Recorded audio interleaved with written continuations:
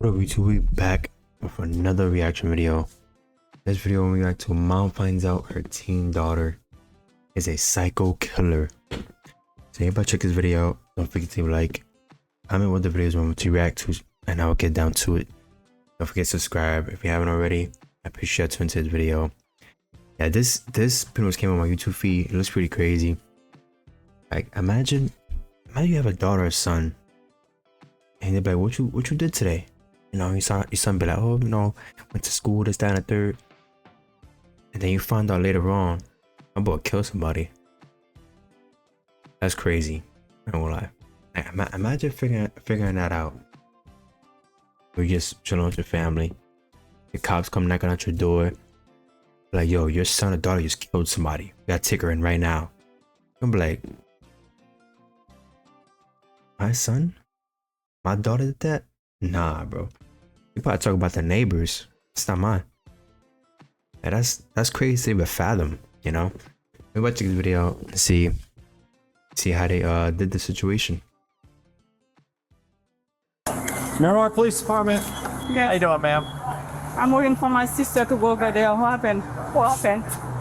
I just here to speak to you over here for a second. Oh, Lord. Right now, there's an investigation, and I guess it's your daughter. Yeah, that's my Your daughter. daughter. Her name came up, so we have to keep everybody out of apartment. Police arrived at the home of 17-year-old Christy Parisienne, where her mother was informed that Christy had become involved in a strange and violent incident.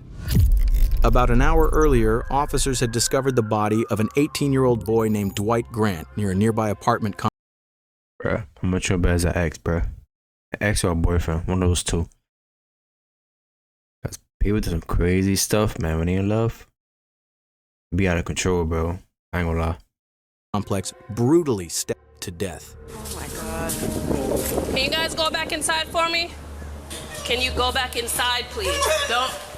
Just do as I ask, please. Officers have been taken into custody in the murder of 18-year-old Dwight DJ Grant. After a body was found there, Local 10's Andrew Perez is live for this 18-year-old from Miramar High School, and instead, officers found a body. As new clues surfaced and the investigation continued, police uncovered a hidden conflict between Dwight and 3 of his classmates from Miramar High School.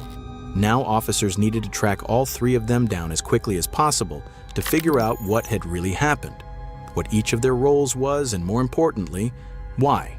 But what detectives were about to learn about how this murder happened, why it happened, and just how complicated it truly was, turned out to be far more shocking than anyone expected. You can't get away with nothing! There's cameras everywhere. Crazy chat, crazy. Everything started on a Sunday evening. On October 17th in Broward County, Florida, a nurse named Malene Emile noticed something was very wrong. Her 18-year-old son, Dwight Grant, who most of his friends called DJ, hadn't come home that day. DJ wasn't the kind of kid who disappeared without saying anything. He was responsible, focused on school, and always kept his family informed. His sudden silence was completely out of character. This was the beginning of a terrifying mystery for his family. No matter how hard they tried, no one could get in touch with DJ. He wasn't answering calls, he wasn't with any of his friends, and no one had seen him.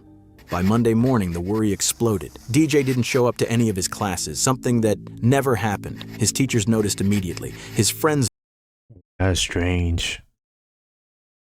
That's strange. I thought he was like, you know, into some bad company. You know, like being around the wrong people, things like that. But it seems like he was the opposite. He would go to school and do what he gotta do. It's pretty strange so far. Noticed, and his family knew something was seriously wrong. His family and friends checked every place he might have gone, called every person he might have been with, drove through neighborhoods, handed out flyers. Nothing. Police even went to the high school, hoping someone there might know where he'd gone. Officers spoke to students one by one. At this point, even the smallest detail could be the clue they needed. Anxiety and depression, so like he would. He has anxiety? No, I have okay, anxiety. so he would check on you. Yeah. Do you know the girl that he's talking to or trying to talk to? No. No, does he have a girlfriend? Not to my knowledge, no. No? Okay. Right. All right. So you Yeah, haven't does she seen know him. her? What's up, man? No, everything good? Okay. Okay, so you haven't spoken to him since. Is this his behavior? Like, does he do it? He's a good kid? He's a good kid. He doesn't drink. He doesn't smoke. He goes out. He has a plan. He goes out with his friends. He calls literally all of us all the time to let us know, like, what's up, how you are. Okay. All right. To everyone who knew him, DJ was quiet, calm, and spent most of his free time gaming. He wasn't the type to get into fights, he didn't cause trouble, and he had zero history of reckless behavior. Sounds like me, bro. I ain't gonna lie. When I was in high school, bro, I was definitely like the quiet, like laid back type of kid. Like I was so like both. I was like so like chilling with the cool kids, but also doing my work and doing what I gotta do. I would not get into like trouble or like be around the type of people that's mostly indulged in that stuff, because I know at the end of the day it's pointless. You know, it's pointless. I just want to come in to just get out of school and that's it. So that's one thing I stuck to my mind going to school. I'm like, yo, I'm just going here and leave. I said those two things: do my work, get out of there. Simple. All that extra talking, bro, I was not doing that. Maybe other times, like, I'll go, like, obviously, like, after school, I'll go, like, hang out, play basketball, you know, do sports, you know, stuff that's good, you know, activities. But besides, like, causing trouble and being into fights, things like that, don't get it wrong, I know how to fight. But I wouldn't just indulge in those type of stuff, because I find it was very pointless, unless you're trying to obviously defend yourself from a threat. That's about it. Like, when you, like, get into those type of habits, like, you know, working yourself and doing boxing, kickboxing, martial arts, things of that nature, you don't tend to, you try to avoid fighting more than getting into one, because you know your capabilities, you know what you could do to the other person and how much damage you could do to them. So it gives you a sense of maturity. Nothing in his past suggested he'd ever disappear or end up involved in something dangerous. The search for DJ continued through Tuesday of that same week. Then, around 2 p.m., while officers were canvassing the area near Sherman Circle North, a quiet neighborhood in Miramar before all this, they made the worst discovery imaginable. Wow. Hidden in the bushes beside an apartment building, police found the body of a young man. Oh my God. Let me step back. The body was found just outside the apartment building where DJ lived. All that time, he had been there, right near his own home. It's twisted, bro. Twisted. Officers were led to the body by scattered bloodstains on the sidewalk. From an initial examination, the body had 2 fatal stab wounds, one to the neck and one to the chest. A knife was also found nearby, hidden in the bushes next to the body. Can you go back inside, please? Don't. Just do as I ask, please. In a few minutes, an officer will come talk to you. Go back inside.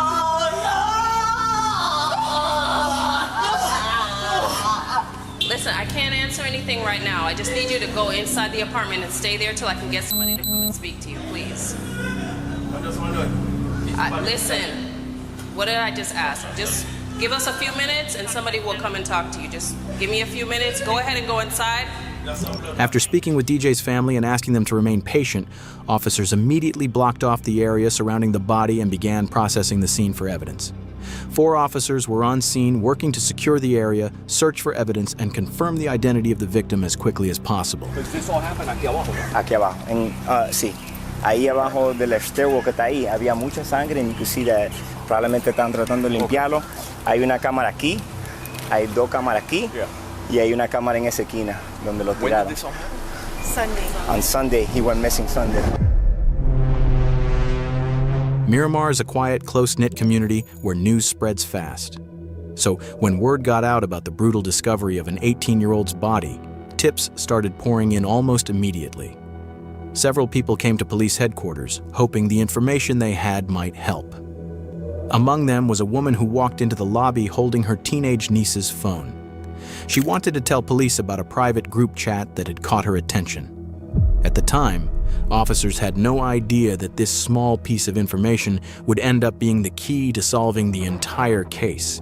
Can you just give me a brief rundown? I'm so sorry. I know I'm seeing on the news that they found a body over by Sherman Circle, and they keep showing a picture of the kid that goes to Miramar High, saying they can't guarantee that it's him, basically, blah, blah, blah. Okay.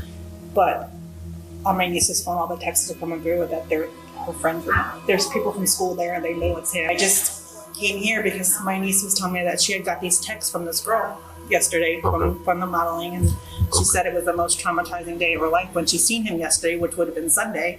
Yeah. So in my mind, one and one, I'm not saying she did anything, but I'm not saying I can't come here and not show you either, because she keeps saying tells everybody in the how many people modeling she's room killed that and she's in a gang. What she, I mean, and it could be just to be, you know, cool or to be tough. But you never know. It's like, you and know, the same thing, I don't want the text messages here, I don't want them to show my nieces.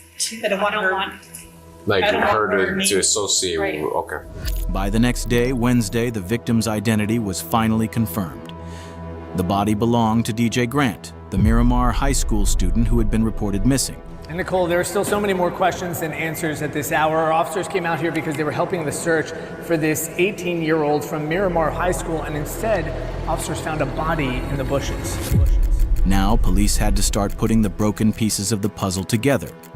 The evidence from the crime scene, and more importantly... Bro, that is so dumb, bro. Like, why would you leave the weapon you used in the crime next to the body? Like, you already know that person's brain is not there. Like, why would you leave it next to the body, bro?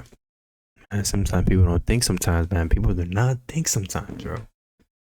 The group chat that the woman had brought to them. Inside the chat, police found disturbing messages linked to 3 teens, 3 names that within hours would become central to the investigation.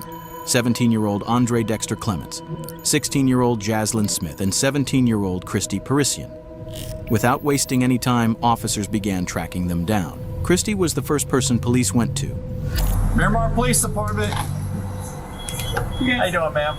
So, right now there's an investigation, and I guess it's your daughter? Yeah, that's my daughter. What we're gonna have to do is we're gonna have to keep you out of that. Yo, when you have kids, bro, make sure they're not on the phones, bro. Obviously, we live in a technological world right now. Everything's technology. But try to spend more with your kids outside of the phone. Outside of the phone, outside of the tablets. Because that's what's destroying them in real time. And, you know, obviously with the TikTok and what they be watching on a daily basis, it's causing them not to think. And it's causing them to be lazy and not to be actively participating or like just doing any sport. So make sure they actively participating in any type of sport. Get them outside. House for now? Me? Yes.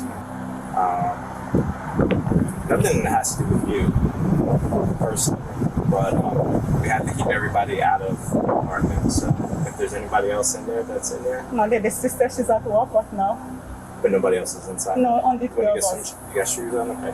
So we have detectives that are going to get a search warrant. Okay. So right now, we're just going to make sure nobody's inside, and then we're going to close the door. And then we're going to wait for the warrant to get here. And then When I can come back. When I can come back, no? as soon as you're done with the search warrant, then Today, go back no? Can I take my phone to call my sister? Is okay? Take my phone? My phone is right there. Can I call her? Because I'm working on her to go. Well, right now at this point, we already gave you, notice that nobody can go back inside. Can you take my phone for me? This is right there. By the way, you see my phone right there? we really got to follow protocol. At this point, officers didn't have a warrant, so they wouldn't allow Christy's mother to go inside the house. She waited outside with them until another law enforcement member arrived with a warrant. While they were waiting, she told them that earlier that day, Christy had left her a voice message about the murder. Because of that, they changed course and retrieved the phone so the message could be played. I'll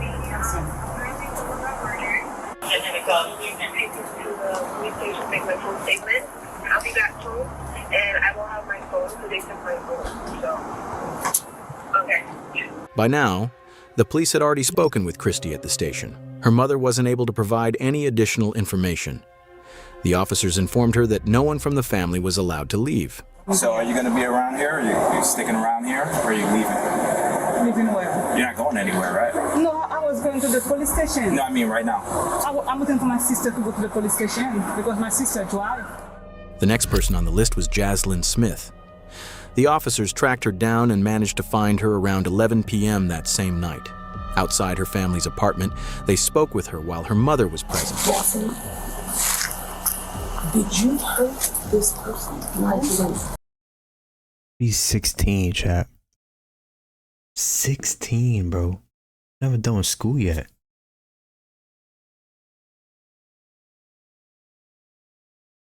Crazy, bro. What do you think, chat? What do you think the corporate is? We think they did it. You think it was 3 of them? You think it was specifically one of them? It's crazy, bro. They supposed to be focusing on school, bro. Getting their grades. They over here committing murders. I didn't hit him or anything. I was just told to push him and make sure he stayed in the home. I don't know exactly what happened.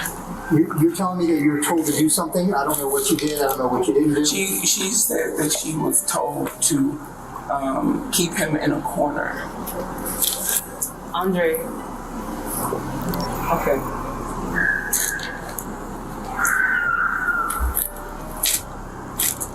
Andre told me that somebody had pissed him off, or somebody was messing with somebody else's girl or something. It had to do with some type of chick. And that he was upset and that he... Always a girl, man. Always a girl in the mix. Is that worth killing somebody, bro? That's worth killing somebody? That's crazy, bro. Needed some backup for a fight.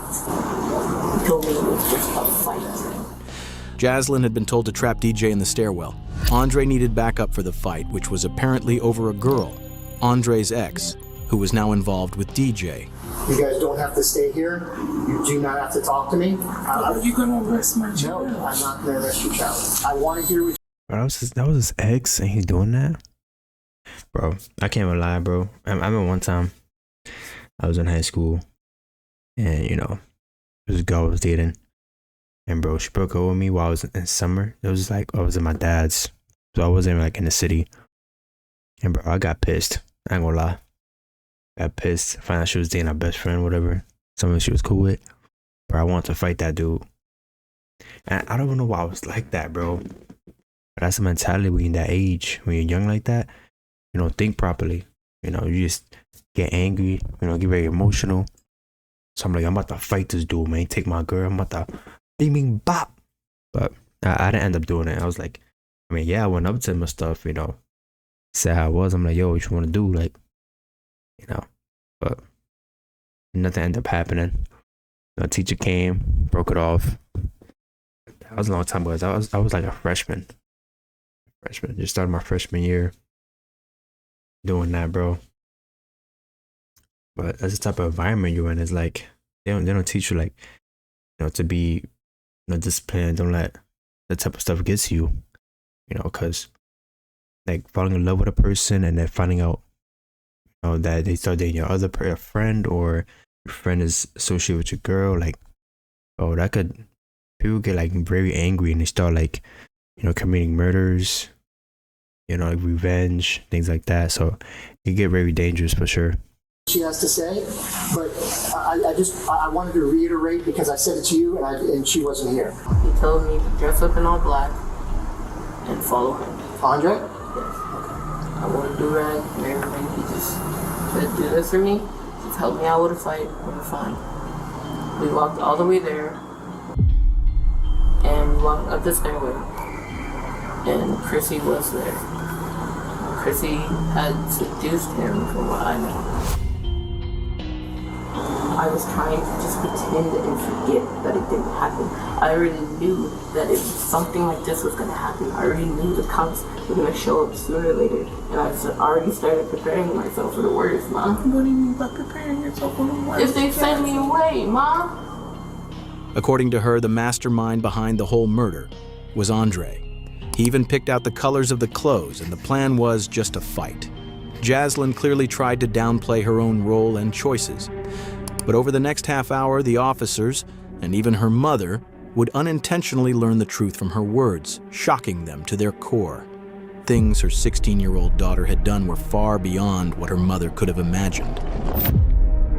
Detectives were still putting the pieces together with no clear reason. There's no way you get out of this one. No way, you dig? You're just part of the crime, you get the time. Simple. To make an arrest. But Jaslyn knew what was coming. She knew there was no escape, and she had already prepared herself for the worst. Because by everything I've already said, I'm an accomplice, and I know this, and I'm sorry. Come here. I can't. Come here.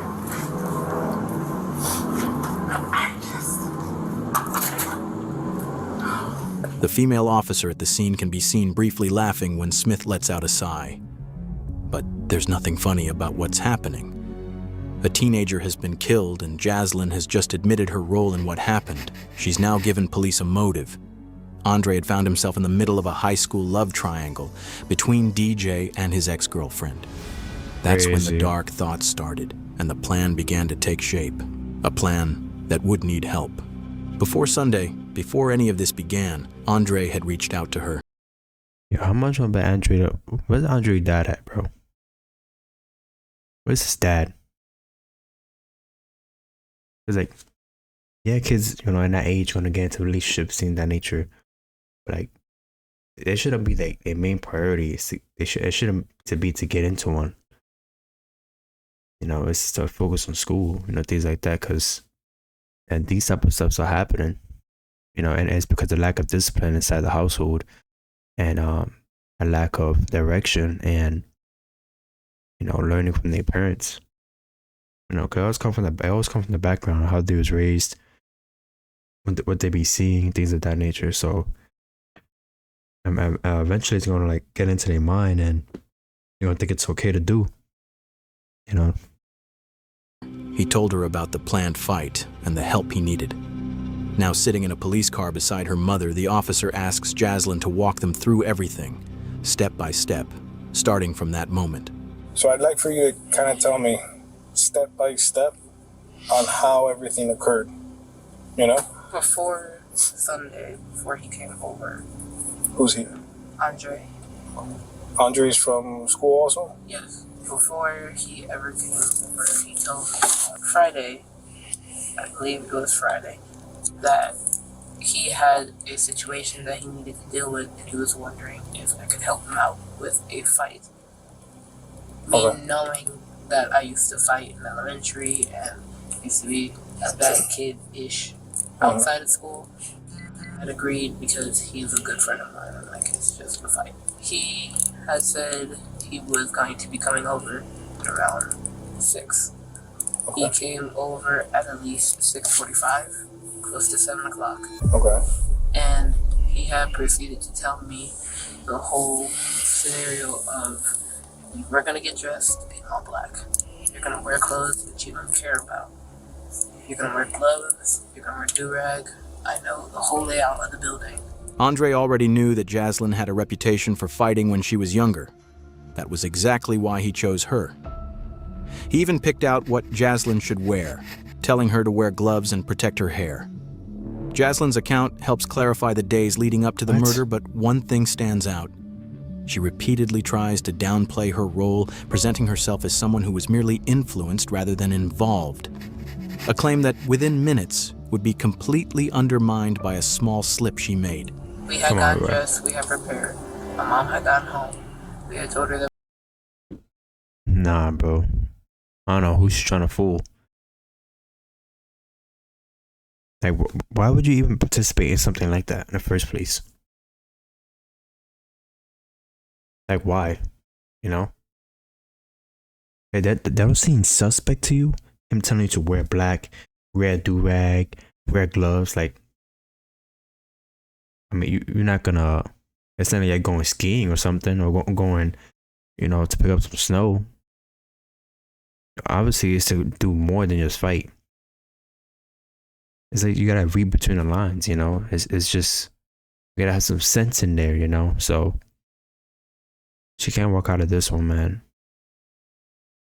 We were going to go on a walk. He was explaining to me that the person that he me and him were going to fight with, that Chrissy was going to seduce, had messed with a girl that he knew and had, essentially from what I know. And on the way there, he's telling me exactly where we're going to walk, exactly how we're going to walk, exactly what we're going to do, and we're going to wait for a signal. And I was like, okay, it's just a fight. But immediately when we got in there, we had walked over to where the staircase was, the stairwell was, while he was telling me to move this way to avoid a camera and to avoid things. So we had walked up the stairs while Chrissy stayed downstairs and made a call. Me and him were upstairs. He's just talking to me, we're relaxed, we're chill. And then he got a signal from Chrissy to walk downstairs. And he had a weapon with him. He told me to hold the weapon. We had gloves on at this time still. We had walked down the stairs. He had approached the boy, and Chrissy had moved back and walked down the stairs for him. Did you know this boy or no? Okay. The boy tried to make a run with it, run for it, after Andre approached him and was like, yeah, we have a problem. He has me standing behind. Chrissy looked at me and he made a run for it, and I'm like, okay, weapons just for intimidation, I'm gonna put this down. I ran and I helped Andre to tackle him and put him onto the ground. Jaslyn uses the word weapon. Even though she's detailed and specific in almost every other part of her story, she keeps this part vague. We already know DJ was found with 2 stab wounds, so whatever the weapon was, it clearly wasn't a gun. What that weapon actually was, and why Jaslyn avoided naming it, becomes clear later in the interview. And it's something that will shock you. Someone was her that did it. Andre asked for the weapon after explaining to him that he was going to kill the other boy.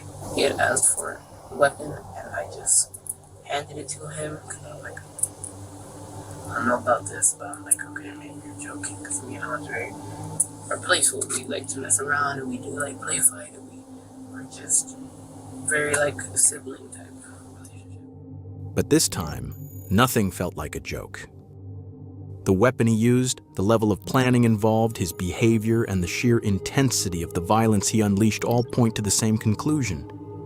This was a planned killing, not a spontaneous act. He proceeded to take out a small weapon and attempt to stab. And he was failing, and I was just like, okay, I didn't see it because I'm holding his legs. So I'm in a position where I'm holding both of his legs and I'm wrapped around his under torso, and I just feel poking right here. Jaslyn claims she didn't know Andre's full plan, but she did admit that she helped, holding DJ down even after the stabbing began. As disturbing as that is, Jaslyn never stopped or showed regret during the attack, not when DJ was begging for help, not even as he was slipping in and out of consciousness after being stabbed. And then he had another smaller weapon, and he took that out, and he stabbed him right here. Also, the boy was just like, you're gonna kill me, just choke me out or like end it, because he kept going in and out. DJ knew he was dying. Under the pressure and pain he was in, he begged brutal. Andre to choke him and end it quickly. Andre ignored him and stabbed him again. After that, DJ went unresponsive, he stopped struggling and tragically died at the scene. In Jaslyn's version of events, she says she was told to do what she was assigned without asking questions. As the confrontation escalated, she says she didn't fight back because she was terrified of what might happen. Throughout her account, she places nearly all the blame on Andre. That explanation mostly holds up until Jaslyn slips up. In the middle of her story, she mentions a detail that seriously undermines her claim that she didn't know this was a murder plan, and instead places her right at the center of it. Because prior to this, he had told me that this was the first person he had ever killed. Prior to this, he had told you that? When we were at the house, when we were just talking about the whole plan of what to do, what was going to happen, but he never told me that he was going to kill somebody until at this time. Yeah, like this is the first person. And leave it here. I'll ask Chrissy. Leave.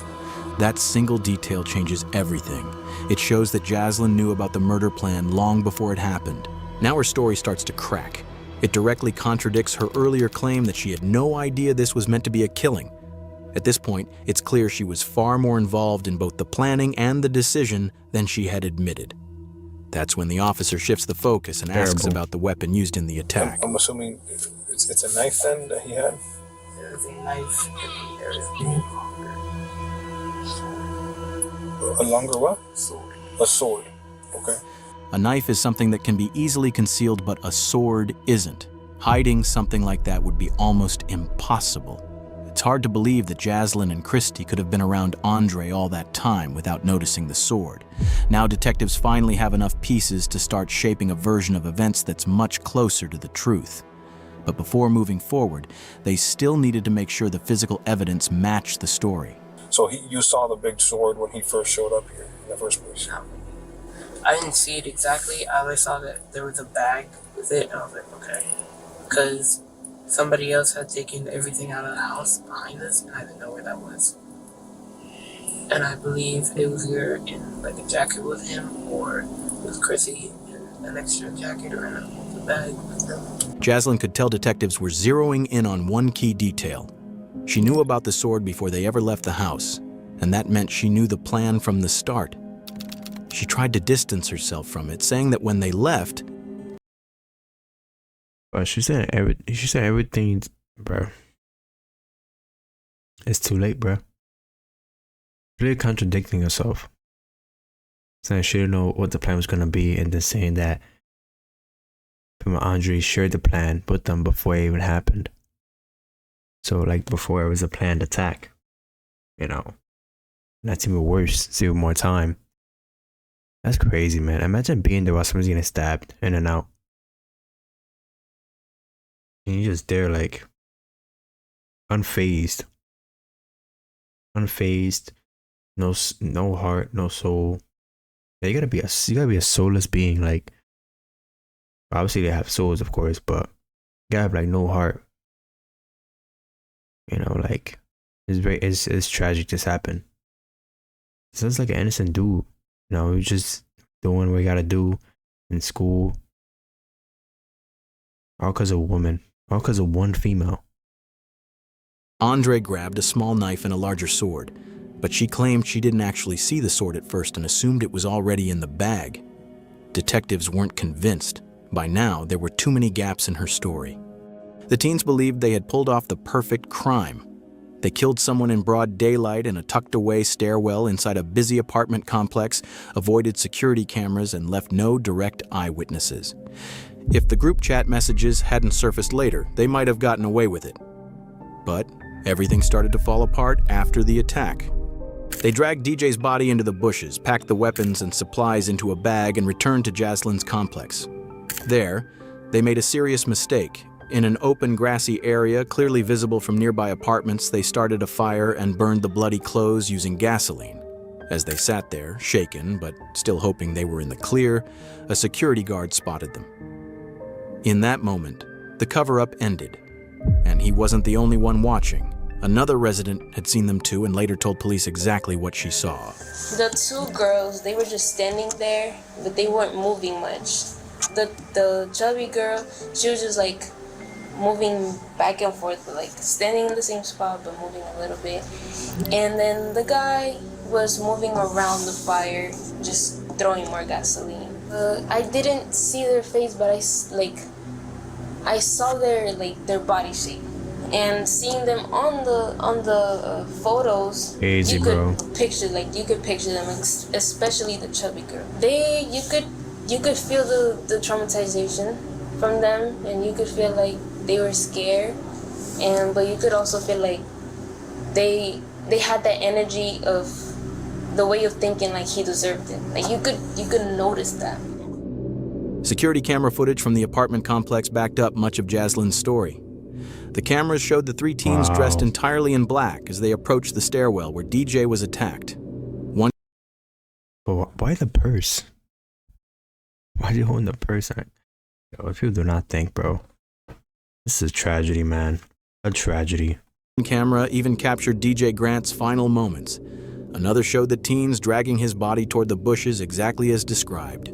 But as detectives reviewed everything more closely, cracks began to appear. Parts of Jaslyn's version didn't fully line up.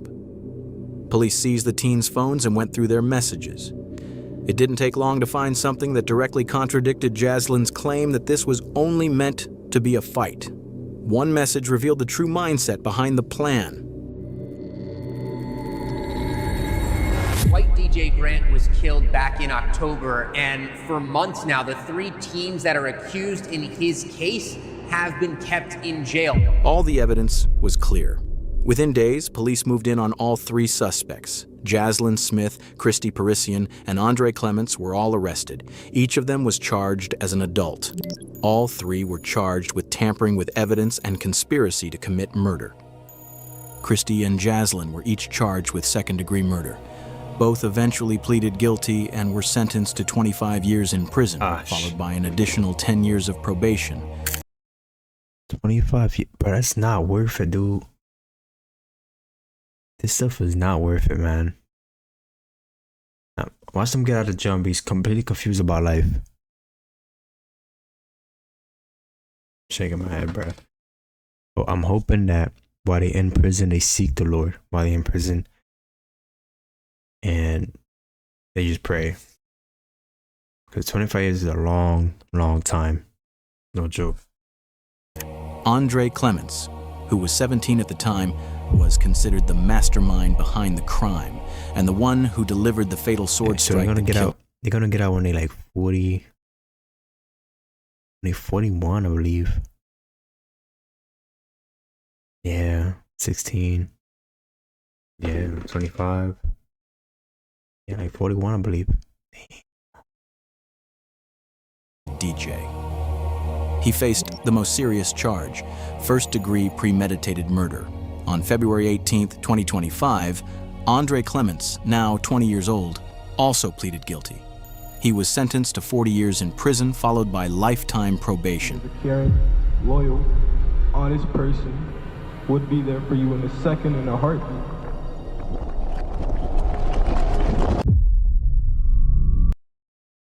This was a crazy one, chat. Let me know what you think about this.